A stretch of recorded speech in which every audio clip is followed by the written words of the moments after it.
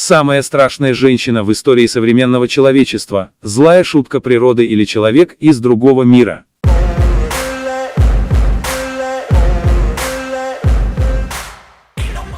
Хулия Пастрана родилась в 1834 году в сельской местности Мексики, в штате Синалоа. И, казалось, она с рождения была обречена на несчастье, ведь внешний вид девочки разительно отличался. Ее тело, кроме ладоней и подошв ног, было покрыто волосами. Большой нос и массивная челюсть, толстые губы, делали ее ужасно некрасивой. И потом ее признали самой страшной женщиной в истории. Женщина-обезьяна, такое дали прозвище бедной девушке. Рост девушки был всего 135 сантиметров. Как сложилась жизнь самой страшной женщины?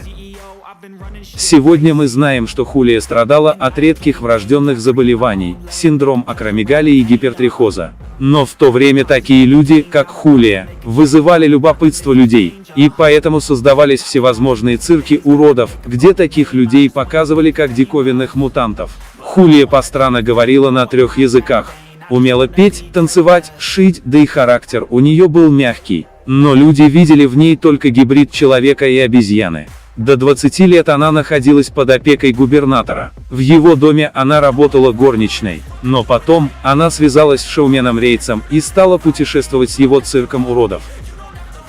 Женщина-обезьяна была популярна не только у зрителей, но и вызвала интерес у медиков, которые горели желанием ее изучить. А ей нравились самые простые житейские вещи – готовка, шитье и путешествия. Но по просьбе врачей она сдавала анализы, так как была любопытна по своей натуре, и желала знать, что с ней не так. В 1850 году Хулия тайно вышла замуж за своего менеджера Теодора Лента.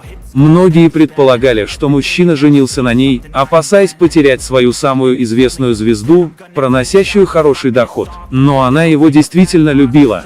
В одном из интервью Хулия заявила, что получала предложение выйти замуж от более чем 20 мужчин, но отказала им, так как они были небогаты.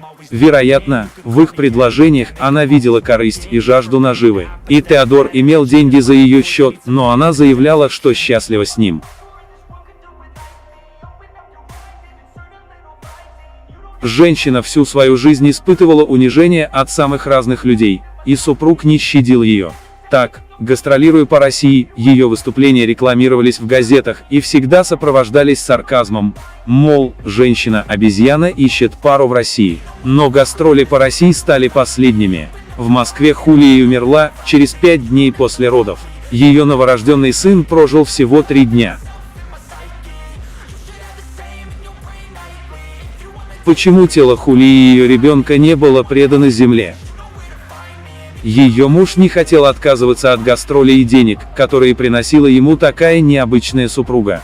Он обратился к русскому профессору Соколову с просьбой мумифицировать супругу и сына, с целью поместить их в стеклянный шкаф для демонстрации. Профессор так и сделал, но пожелал оставить тело на кафедре анатомии Московского университета. Но Теодор Лент подал в суд и выиграл, после предоставления свидетельства о браке. Впрочем, показывать мумию в России не пришлось, власти не очень понимали такое развлечение. Но зато в Европе, на демонстрацию такого рода был спрос, а ограничений не было.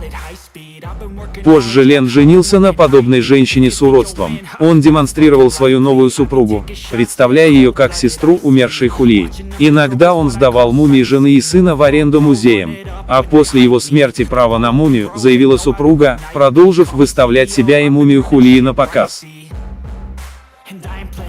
В конце 19 века мумию женщины и ее сына продали на торгах, и долгое время об их судьбе никто не знал. Но в 1921 году они объявились в Норвегии.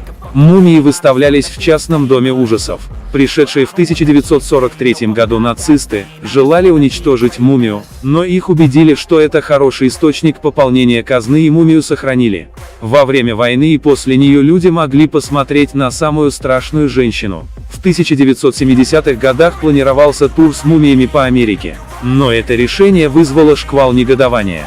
Вандалы изуродовали и практически разрушили мумию ребенка. Мумия Хулии была похищена, но, как потом оказалось, мумия хранилась в Институте судебной медицины в Осло. И там даже забыли, кто она и как туда попала. Когда же они вспомнили, было предложение ее захоронить. Но ученые опять добились разрешения на исследование мумии.